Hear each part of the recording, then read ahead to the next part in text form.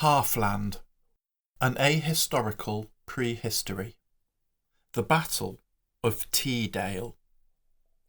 In the high heathered hills of the Goblin Downs was a forested valley. Deep in this forest was a clearing, created by the axes of Arpnik and his companions. Around the clearing they built a wall, and within the wall they cultivated scarlet spangenhelm mushrooms. By the mushroom field they erected a house to live in, and a large shed for drying the harvested mushrooms and grinding them into powder. Infusing this powder in boiling water created the hallucinogenic brew that the goblins called sorcerer's tea. This was extremely popular amongst the goblins, and Arpnik was the only supplier of it. His business boomed, and the forested valley became known as Teedale. However, this profitable fungicultural idyll was under threat, for Arpnik had not come by his scarlet spangenhelm mushrooms in an honourable fashion. He had instead stolen them from the elves, and in the process of that theft he had committed various acts of brutality. To be precise, he had learned the secrets of the scarlet spangenhelm mushroom by administering a thorough beating to an elf named Nimerath. Having learnt what he needed to know, he had then murdered the elf, hoping thus to cover his trail. This part of his plan had failed. Nimerath's friends had quickly discovered Arpnik's crimes and successfully pursued him as he fled from the elven wood. In the resulting struggle, Arpnik's accomplices had killed another 2 elves before the goblins made their escape. For these reasons, the elves were most unhappy with Arpnik. Indeed, their level of unhappiness was such that an army of 400 vengeful elves marched into the Goblin Downs, searching for him, intending to inflict some justice upon his person. The leader of the elven host was named Alderath. His motivation was clear. He was the brother of Nimerath.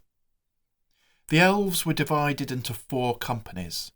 There were 100 armoured elves, each bearing a round shield and wearing a sword at his hip. There were 2 companies, each of 100 mail-shirted archers, armed with the fearsome elven longbow. Lastly, there were 100 unarmoured archers, also equipped with longbows. Arpnik had many loyal customers. They had no choice but to be loyal. They had come to crave sorcerer's tea, and Arpnik was the only supplier of that beverage. Arpnik needed an army to defend him from the elves. He recruited an army of sorcerer's tea drinkers. He paid them not in gold, but by providing them with copious draughts of their favoured infusion. Arpnik thus managed to raise a force of over 500 goblins. His troops were not particularly well equipped, being unarmoured and armed with a random assortment of weapons: hunting bows, slings, javelins, rudimentary crossbows, axes, and rudely fashioned spears. But they were well motivated to fight in Arpnik's cause, not because they liked or respected him, but to protect their future supplies of sorcerer's tea. Learning that the elves were near, Arpnik drew his army up into a long line, lining the wall of the mushroom field and extending into the woods on each side, and waited for the elves to arrive. He did not have long to wait. Above the tree line, on the crest of the grassy hillside looming over the valley, appeared 3 companies of elves. To the goblins' right was the company of unarmoured archers. In the centre was a company of armoured archers, and to the goblins' left was the company of elves bearing swords and shields, led by Alderath himself.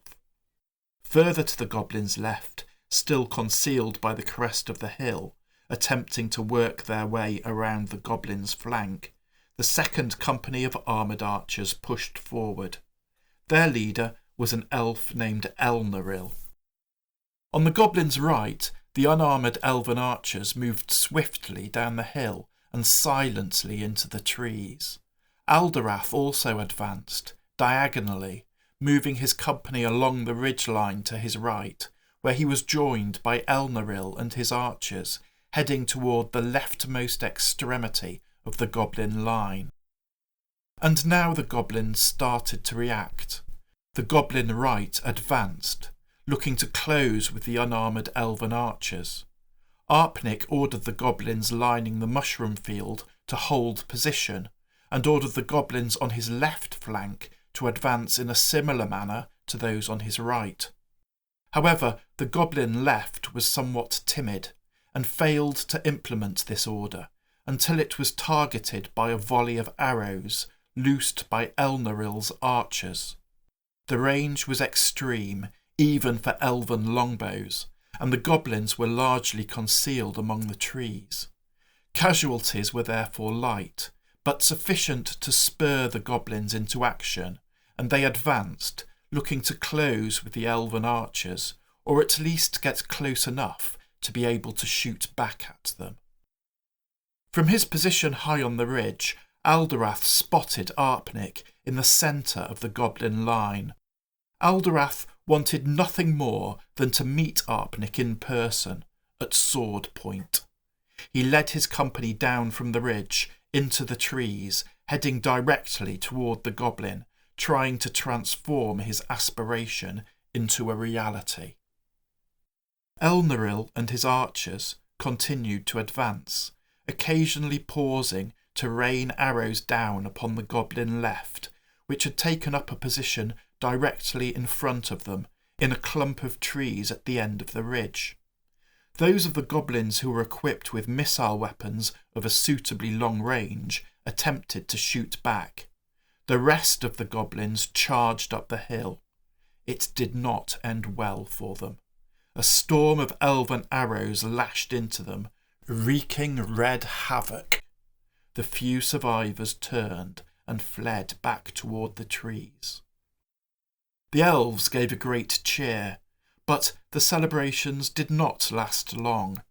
By focusing their archery onto the charging goblins, the elves had granted a period of respite to those goblins who had remained in the trees, enabling them to take measured aim at the elves, who were now surprised by a well-directed hail of crossbow bolts and slingshot. Several of the elves fell, and others fled back along the ridge in confusion. On the far side of the battlefield, the other group of armoured elven archers had moved down off the ridge into the woods, flitting fleet-footedly forward through the forest alongside their unarmoured fellows. The elves could not see the band of goblins moving up to confront them, but they could hear the clamour as the goblins stumbled clumsily through the trees. And then there was silence. The goblins had come to the edge of a small clearing, and here they hesitated, straining dilated eyes, scanning the thick foliage on the far side for any sign of their foes. All was still. And then a line of elven archers appeared at the forest edge, and the elven arrows started to fly. The goblins' reaction was instant and unexpected. Rendered fearless and ferocious by the extract of scarlet spangenhelm mushrooms circulating in their veins, heedless of the hissing arrow storm, the goblins burst from the cover of the trees and, screaming incoherent war cries, charged headlong at the elves. Before the elves could drop their bows and draw their swords, the goblins had crashed into their ranks, stabbing with spears, slashing with knives, hacking with axes, maiming and killing. The elves broke and fled. Alderath could hear the shouts and screams as his archers were slaughtered by the rampaging goblins, but he did not care. He had led his company of elves through the woods, straight toward Arpnik, who was standing immediately behind the goblins lining the wall of the mushroom field. These were taken entirely by surprise when Alderath and his elves burst out of the trees and attacked them. Elven swords swung and shimmered in the sunlight, slaughtering the hapless goblins, carving a path toward Arpnik. The goblin ranks wavered, but did not break. Arpnik yelled at his troops, screaming that the elves were seeking to destroy the crop of mushrooms. Galvanised into action, the goblins along the wall fought on, and other goblins rushed to their assistance. The elves found themselves sorely outnumbered. Alderath was surrounded and cut down. The surviving members of his company fled back toward the ridge, closely followed by a horde of ravening goblins. Atop the ridge, Elnaril had rallied his archers. They watched in dismay as the shattered survivors of Alderath's company staggered out of the forest and climbed up the ridge to join them. Dismay turned to horror as the last few fugitives were overhauled, surrounded and butchered on the open slopes below them by the pursuing goblins. Elnaril had seen enough. He ordered his archers to retreat. In good order they marched back the way that they had come. That much could not be said of the remnants of the elven left, fleeing over the hills in ragged disarray, nor the elven centre, which had been annihilated. Down in the valley all was quiet. Arpnik had rewarded his victorious army by handing out an additional ration of sorcerer's tea. The woods were littered with prostrate, stupefied goblins, lost in fantastical visions. Thus ended the Battle of Teadale.